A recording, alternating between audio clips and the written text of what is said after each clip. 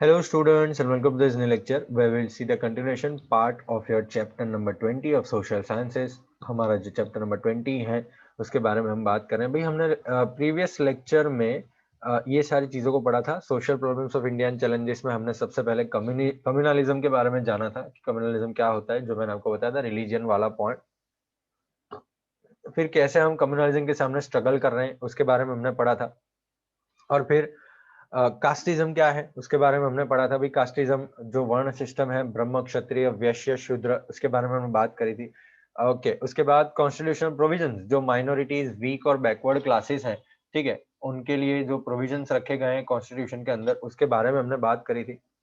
और फिर माइनॉरिटीज के बारे में, माइनॉरिटी क्या है, माइनॉरिटी मतलब एक स्टेट या एक कंट्री में, एक रीजन के अंदर जो कम जो होते हैं, जो माइनॉरिटी होती है वो होते हैं मतलब कम लोग, ठीक है, एक रिलीजन के बेसिस के ऊपर, लैंग्वेज के बेसिस के ऊपर जो लोग कम होते हैं उसको हम बोलते हैं माइनॉरिटी। मैंने इसका भी आपको एग्जांपल दिया था। आज हम बात करने वाले हैं schedule caste and schedule tribes की। ओके, देखो, Indian constitution does not give a clear cut definition of schedule caste and schedule tribes. Indian constitution हमको क्लियर डेफिनेशन नहीं देता है। स्पेशल प्रेसिडेंट का ऑर्डर जो है वो रिफर किया गया है और गवर्नर की एडवाइस दी गई है। मतलब रिस्पेक्टिव स्टेट्स के अंदर प्रेसिडेंट और रिस्पेक्टिव जो गवर्नर होता है स्टेट का, वो डिसाइड करते हैं जो भी है।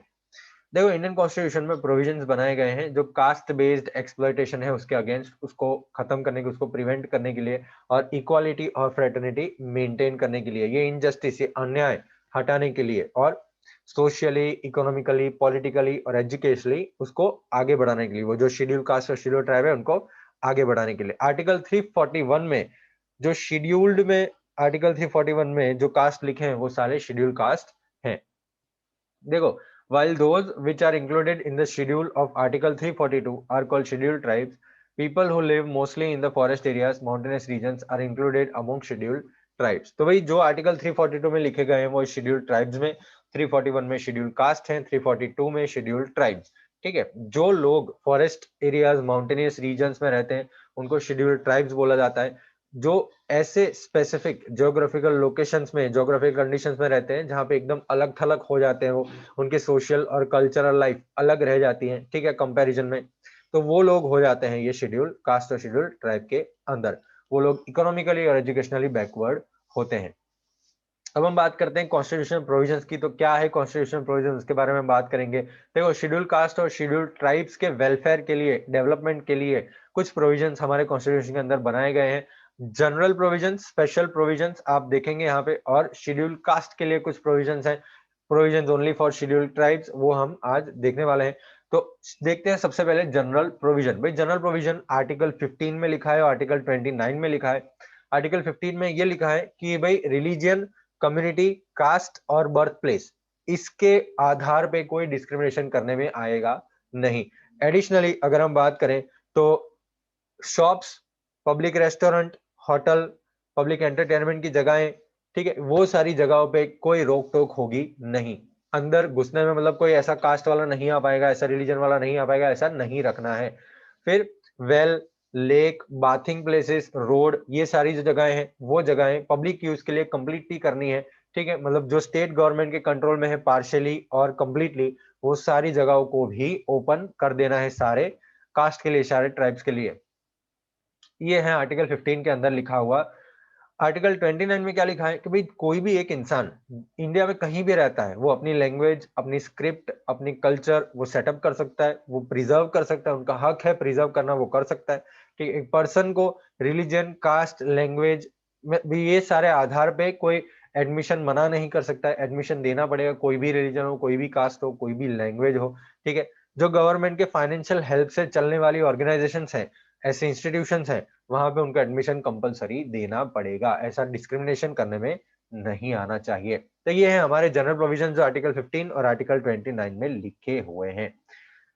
स्पेशल प्रोविजंस की हम बात करें तो आर्टिकल 46, आर्टिकल 16, 4 और आर्टिकल 330, 332 और 334 में ये सारी चीजें मेंशन की गई हैं। आर्टिकल 46 में स्पेशल प्रोविजन क्या है, देखो, directive principles of state policy के आर्टिकल 46 के अंदर एक स्टेट अपने बैकवर्ड क्लास का बहुत ही ध्यान रखेगा, एजुकेशनल, सोशल और इकोनॉमिक इंटरेस्ट का ध्यान रखेगा। जो भी बैकवर्ड क्लास है वहां पे उनका ध्यान उनको रखना पड़ेगा। देखो शेड्यूल कास्ट और शेड्यूल ट्राइब वो प्रोटेक्शन उनको दी गई है सोशल इनजस्टिस और एक्सप्लॉयटेशन के सामने। उनके साथ कोई भी अन्याय हो या कोई भी एक्सप्लॉयटेशन हो तो उनके सामने उनको प्रोटेक्शन दी गई है। आर्टिकल 16(4) की बात करें हम, आर्टिकल 16.4 उसमें लिखा हुआ है कि कोई भी स्टेट गवर्नमेंट को अगर ऐसा लगे कि बैकवर्ड क्लास को गवर्नमेंट जॉब्स के अंदर प्रॉपर प्रोपोर्शनेट नहीं मिल रहा है, प्रॉपर प्रोपोर्शन नहीं मिल रहा है, या गवर्नमेंट जॉब्स के अंदर बैकवर्ड क्लासेस नहीं है, तो स्टेट गवर्नमेंट रिजर्वेशन कर सकते हैं उनकी जॉब और अपॉइंटमेंट के लिए।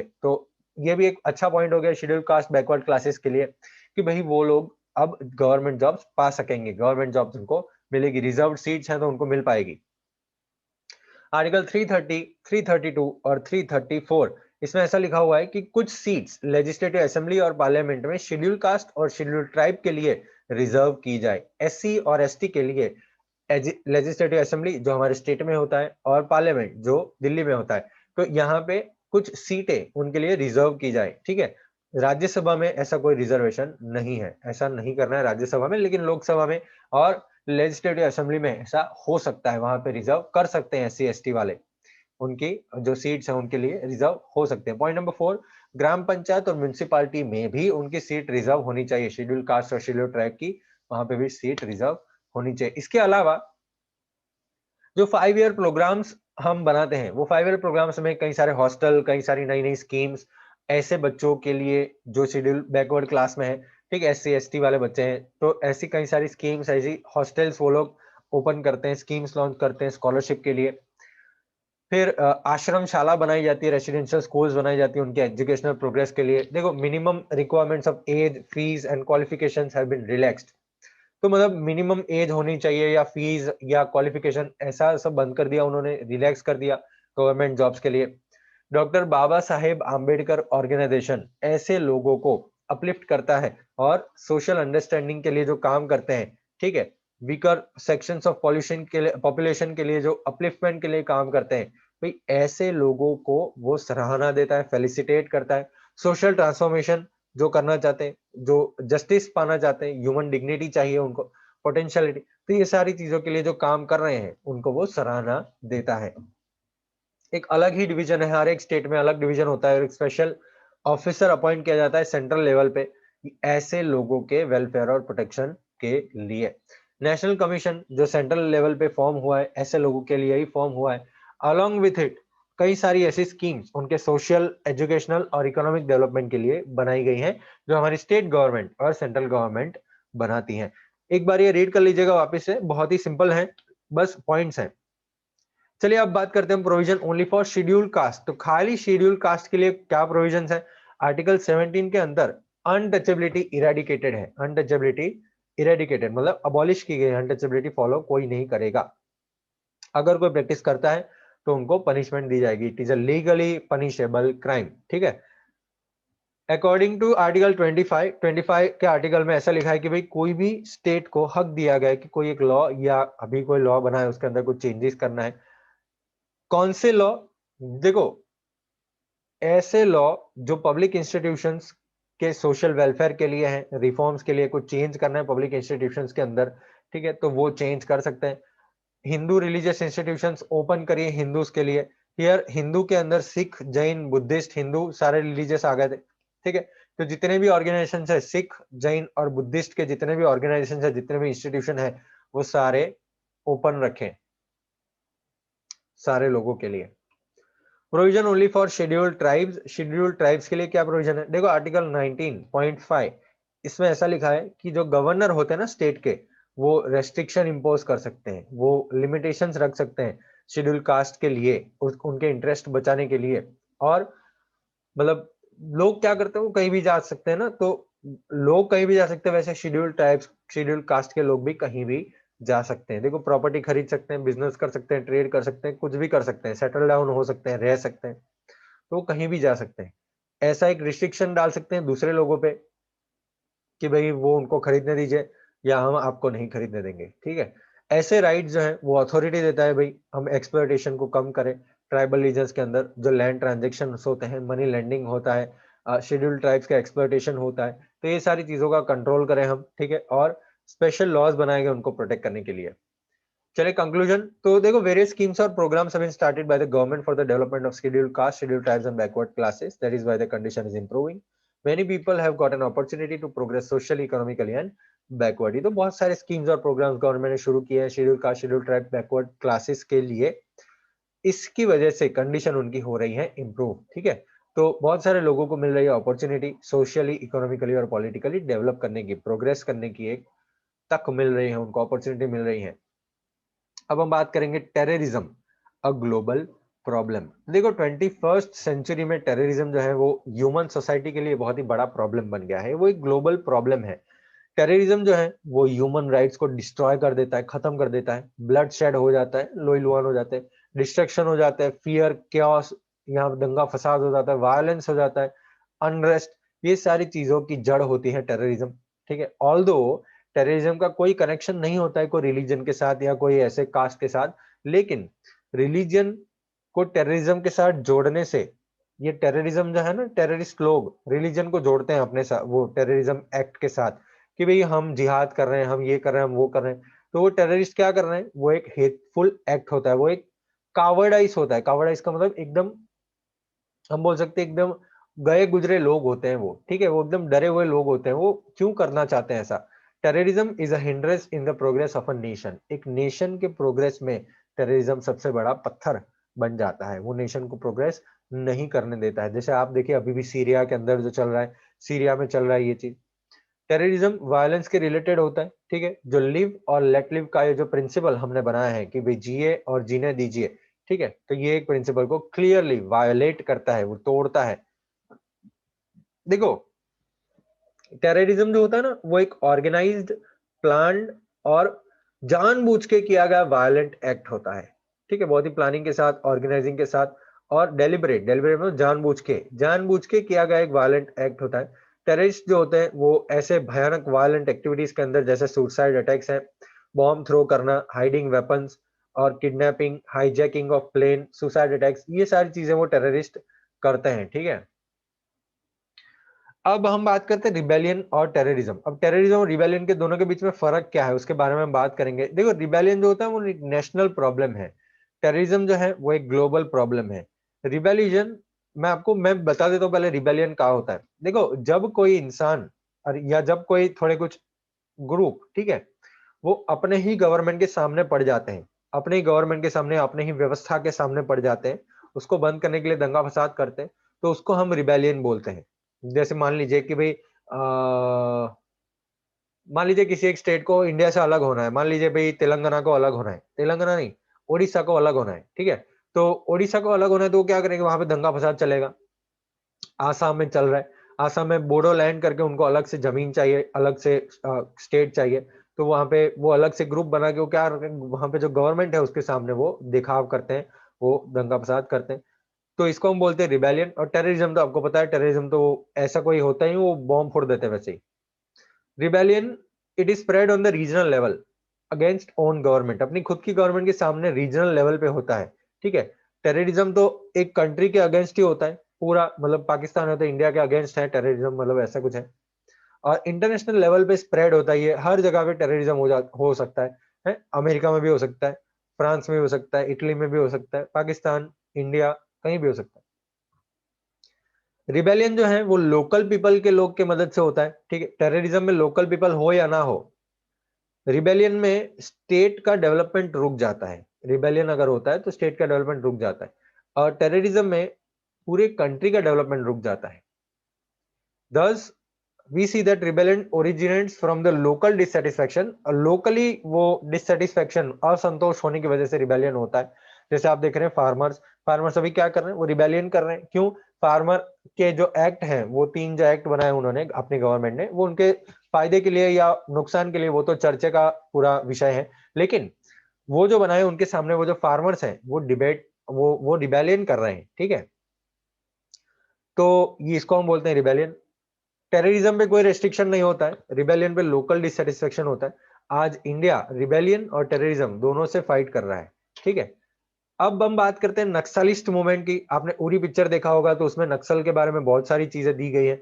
देखो, चाइनीज रिवॉल्यूशन से इंस्पायर होके माओ से टंग, ठीक है, माओ से टंग के लीडरशिप में जो चाइनीज रिवॉल्यूशन हुआ था, उससे इंस्पायर होके कुछ नक्सलाइट एजेंसीज इंडिया के अंदर इंसर्जेंसी फैला रहे हैं। इंसर्जेंसी मतलब वो अंदर यहाँ पे दंगा फसाद कर रहे हैं, वो अपना ही जमीन मांग रहे हैं। 1967 में पहली बार वेस्ट बंगाल में ये हुआ था। नक्सलिज्म का ये जो आइडिया है, वो वेस्ट बंगाल नक्सल बाहरी से आया था, इसीलिए उसको नक्सलिज्म बोला जाता है। वेस्ट बंगाल का शुरुआत हुआ था, फिर धीरे-धीरे झारखंड, बिहार, आंध्र प्रदेश, छत्तीसगढ़, केरला, ओडिशा, त्रिपुरा, मध्य प्रदेश, ये सारे माउंटेनियस और फॉरेस्ट रीजन में ये चीजें फैल गई हैं। देखो, यहाँ पे दो बड़ी मेजर ऑर्गेनाइजेशन है, एक है पीपल्स वॉर ग्रुप और एक है माओइस्ट कम्युनिस्ट सेंटर, ठीक है। अब हम बात करते हैं नॉर्थ ईस्ट में जो इंसर्जेंस है उसके बारे में। उरी पिक्चर में आपने देखा होगा कि शुरुआत का जो 10-15 मिनट है उसमें आपको दिखाया जाता है कि नॉर्थ ईस्ट में इंसर्जेंस हुआ है। नॉर्थ ईस्ट में वो लोग, वो पूरी जो एक्टिविटी है वो नॉर्थ ईस्ट में कर रहे हैं, वहां पे फाइटिंग कर रहे हैं, ठीक है। तो वो वहां पे नक्सलवादियों को खत्म करने वाला जो पूरा पार्ट है वो आपको उरी पिक्चर में आपको दिखाया जाता है। देखिए एक बार, बहुत ही बढ़िया पिक्चर है। इंसर्जेंस इन नॉर्थ ईस्ट के बारे में बात करें तो देखो, इंडिपेंडेंस के बाद नॉर्थ ईस्ट इंडिया के अंदर ये प्रॉब्लम पहले से ही रहा है इंसर्जेंसी का। कुछ फैक्टर्स जो हैं, ट्राइबल कम्युनिटीज के अंदर इंसर्जेंसी फैला रहे हैं, मतलब उनको अलग चाहिए, वो आप अलग हैं ऐसा करके। हिल एंड फॉरेस्टेड लैंडस्केप के अंदर जो लोग रहते हैं, मिलिटेंट्स ग्रुप के कोऑपरेशन, और वहां पे कुछ इंटरनेशनल बाउंड्री का भी इश्यूज हो जाता है, फॉरेन एजेंसीज का भी इंक्लूजन होता है। तो ये सारी वजह से वहां पे फाइटिंग हो जाती है, ठीक है, जंग हो जाती है। अब देखिए यहाँ पे आपको देखने को मिलेगी रिबेलियन ऑर्गेनाइजेशन नागालैंड के अंदर NSCN है, national socialist council of Nagaland, 1 mark में आ सकता है। ये सारे जो फुल फॉर्म्स है वो 1 मार्क में आ सकते हैं, तो एक बार रीड कर लीजिएगा। Manipur KNF Kuki national front और KNA कुकी नेशनल आर्मी। तो मणिपुर में कुकी करके उनको अलग चाहिए, ठीक है। फिर त्रिपुरा में NLFT national liberation front of Tripura को इंडिपेंडेंट करिए, ऐसी बात है, लिबरेशन करिए, लिबरेट करिए उसको। ATTF all Tripura tiger force, तो ये भी एक अलग ऐसी चीज है जो रिबेल कर रही है। TUGS त्रिपुरा उपजाति जुपा समिति, ठीक है, इसका फुल फॉर्म आपको याद कर लेना है। आसाम क्या है? ULFA UMF NDFB BLTF।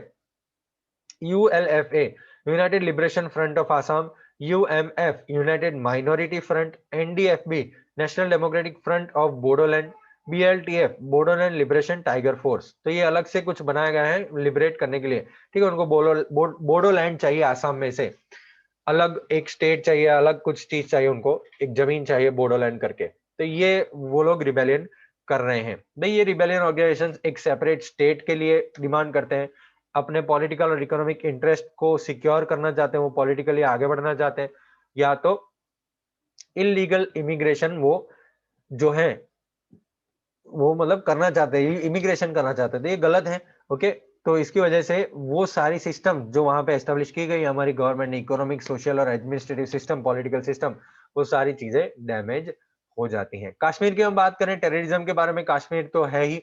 तो इंडिया बिकम इंडिपेंडेंट ऑन 15 अगस्त 1947, दो सेपरेट नेशंस बने, इंडिया और पाकिस्तान। पाकिस्तान ने कुछ कश्मीर के पार्ट्स कैप्चर कर लिए थे इंडिपेंडेंस के बाद। जम्मू और कश्मीर दोनों इंडिया का पार्ट है। स्टिल पाकिस्तान अभी भी कैप्चर करने का प्रयास करता रहता है यहाँ वहां। उन्होंने जंग भी लड़ी है और हर एक बार इंडिया ने उनको जंग में हराया है। टेररिज्म कश्मीर में 1988 के बाद बढ़ गया है, वो लोग कैप्चर नहीं कर पाए तो टेररिज्म डाल रहे हैं। टेररिज्म जो है उसमें टेररिस्ट क्या करते हैं? किडनैप करते हैं, मर्डर करते हैं, बॉम्ब एक्सप्लोजन करते हैं, जिहाद जिहाद करके, और अपने मोटिव को फुलफिल करना चाहते हैं। तो इस वजह से टेररिस्ट लोग ये सारी चीजें करते हैं। इसकी वजह से कश्मीरी पंडित्स को, बहुत सारे कश्मीरी पंडित्स को वहां से माइग्रेट होना पड़ा, वहां से इंडिया के अंदर आना पड़ा। ऐसी बहुत सारी families, thousands of such families refugees के रूप में रह रही हैं कश्मीर के बाहर। ये जो टेररिज्म है वो अक्रॉस द बॉर्डर से सपोर्ट किया जाता है, ठीक है। टेररिस्ट का इंटेंशन क्या होता है? ये टेररिस्ट करना क्या चाहते हैं भाई? फियर और इंस्टेबिलिटी लाना चाहते हैं इंडिया के अंदर, डर फैलाना चाहते हैं और व्यवस्था को बिगाड़ना चाहते हैं। तो ये गलत बात है। इंडिया जो है वो डट के सामना कर रहा है टेररिज्म का, और इंडिया टेररिज्म का ऑपोज तो कर ही रहा है, लेकिन कोई भी फॉर्म में, कहीं भी समय पे वो लड़ना चाहता है टेररिज्म से, ठीक है। टेररिज्म को खत्म करने के लिए इंडिया के बहुत सारे सोल्जर्स ने शहीदी एक्सेप्ट की है, बहुत सारे सोल्जर्स मर गए टेररिज्म को खत्म करने में। भाई टेररिज्म का सोशल इफेक्ट क्या होता है, इकोनॉमिक इम्पैक्ट क्या होता है, उसके बारे में हम बात करेंगे। देखो, terrorism leads to disintegration of the nation. मतलब टेररिज्म जो होता है ना बेटा, वो नेशन को तोड़ देता है, डिसइंटीग्रेट कर देता है, क्योंकि लोगों के अंदर डर फैल जाता है। Terrorism creates feeling of fear and suspicion among the people because of the activities like fear, robbery, violence etcetera. Its effect is felt in all age groups. Education suffers adversely in terrorism affected area. तो terrorism जो है वो एक डर फैला देता है लोगों के अंदर, एक सस्पिशन फैला देता है, एक शक फैला देता है लोगों के अंदर। डर करते हैं वो लोग, डर फैलाते हैं, चोरी करते हैं, वायलेंस हो जाता है। तो ये सारी चीजों से डर लग जाता है। उसकी इफेक्ट आपको बहुत सारी जगहों पे देखने को मिलेंगी, मतलब हर एक एज ग्रुप में देखने को मिलेंगी।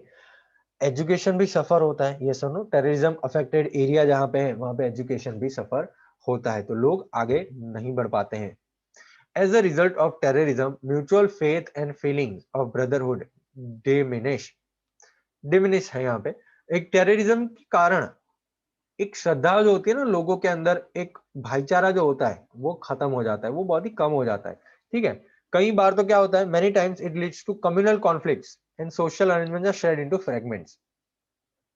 तो कई बार दंगा फसाद हो जाता है कम्युनिज्म की वजह से, और ये टेररिज्म की वजह से दोनों मिक्स हो जाता है, और हिंदू मुस्लिम की फाइट हो जाती है, कम्युनल कॉन्फ्लिक्ट्स हो जाते हैं, और ये जो पूरा सोशल अरेंजमेंट व्यवस्था होती है ना वो टूट जाती है टुकड़ों में। chaos and unrest is generated in the society. chaos का मतलब कंफ्यूजन हो जाता है, और अव्यवस्था हो जाती है, अनरेस्ट हो जाता है पूरे सोसाइटी के अंदर। लोग सोशल फंक्शन सेलिब्रेट नहीं कर सकते उत्साह से, और इसकी वजह से लोगों के इंटर रिलेशन जो होते हैं वो तकलीफ में पड़ जाते हैं, डिस्टर्ब हो जाते हैं। अब हम बात करते हैं इकोनॉमिक इंपैक्ट ऑफ टेररिज्म की। तो देखो भाई, because of terrorism conducive atmosphere for development of business and industry is not created. तो टेररिज्म की वजह से एक ऐसा एक एटमॉस्फेयर जहां पे बिजनेस बढ़ सके, इंडस्ट्री आगे बढ़ सके, इकोनॉमिकली प्रोग्रेस हो सके, ऐसा एक जो माहौल होना चाहिए, एक वातावरण होना चाहिए, वो बनता नहीं है। सो बिजनेस और रिलेशन भी अफेक्ट होता है। ठीक है, वो भी नेगेटिव जाता है। Due to negative effect on business and industries, लोग दूसरी जगह पे चले जाएंगे। जो अगर बिजनेस इंडस्ट्रीज नहीं चल पाएंगी तो लोग खाना कैसे खाएंगे, पैसे कैसे कमाएंगे? तो लोग अलग जगह पे चले जाते हैं जहां पे टेररिज्म कम हो या टेररिज्म ना हो। Some terrorist organisations extort money. Extortion होता है ना भाई, आप देखते हैं सिंघम पिक्चर में आपने देखा होगा, वो जो जयकांत शिकरे हैं वो एक्सटॉर्शन करता है, मनी लेता है। तो कुछ टेररिस्ट ऑर्गेनाइजेशंस जो है वो रिच इंडस्ट्रियलिस्ट, एम्प्लॉइज, बिजनेसमैन वहां से पैसे ऐंठते हैं, एक्सटॉर्ट करते हैं। ठीक है, terrorism are engaged in terrorist are engaged in anti social activities like drug trafficking and black money. भाई इस बारे में तो आपने पता ही होगा, ड्रग्स का काम, बस सब एंटी सोशल एक्टिविटीज करते हैं, ड्रग्स का काम करते हैं, ब्लैक मनी का काम करते हैं, काला पैसा। ठीक है, काला पैसा मतलब ब्लैक मनी है। As a result of it social economic problems are created in the country. तो इसकी वजह से एक सोशल और इकोनॉमिक प्रॉब्लम्स कंट्री के अंदर फैल जाती हैं। Terrorist destroy railway, radio station, road, bridges, other government offices, crore of rupees have to spend to reestablish them. भाई ये तो हमारे जो टेररिस्ट होते हैं वो रेलवेज को डिस्ट्रॉय कर देते हैं, हमारे radio station, roads, bridges, government offices, ये सारी चीजों को वो डिस्ट्रॉय कर देते हैं। करोड़ों रुपए उसके अंदर स्पेंड हो जाते हैं बहुत, इसको एस्टेब्लिश करने में, री एस्टेब्लिश करने में। गवर्नमेंट करोड़ों रुपए स्पेंड करती है सेफ्टी और प्रोटेक्शन के लिए। As a result of terrorism, state and national transportation industry, tourism industry have to suffer a great loss. तो टेररिज्म की वजह से हमारी जो ट्रांसपोर्टेशन इंडस्ट्री है स्टेट की या हमारी कंट्री की, वो सफर होती है। भाई टूरिज्म भी अफेक्ट होता है। टूरिज्म इंडस्ट्री कैसे चलता है? सेफ है तो लोग जाएंगे, अगर सेफ नहीं है, टेररिस्ट एक्टिविटी है तो नहीं जाएंगे। तो टूरिज्म एक्टिविटी जो है वो भी एक बड़े लॉस में आ जाता है। दस, टेररिज्म सोशली तो हार्मफुल है ही, इकोनॉमिकली भी हार्मफुल है। तो ये प्रॉब्लम का सॉल्यूशन लाना बहुत ही जरूरी है, ये आपको पता चलना चाहिए और आपको समझ में आना चाहिए। ठीक है, कि टेररिज्म को खत्म करना बहुत ही इंपॉर्टेंट है। तो भाई एक बार ये चैप्टर एक बार रीड कर लीजिएगा, नेक्स्ट लेक्चर में हम इसके क्वेश्चन आंसर के बारे में बात करेंगे। ठीक है, और बढ़ेंगे आगे। आपका होमवर्क है कि आपको चैप्टर एक बार रीड कर लेना है। ठीक है, मिलेंगे अब नेक्स्ट लेक्चर में, बात करेंगे आगे। Bye bye.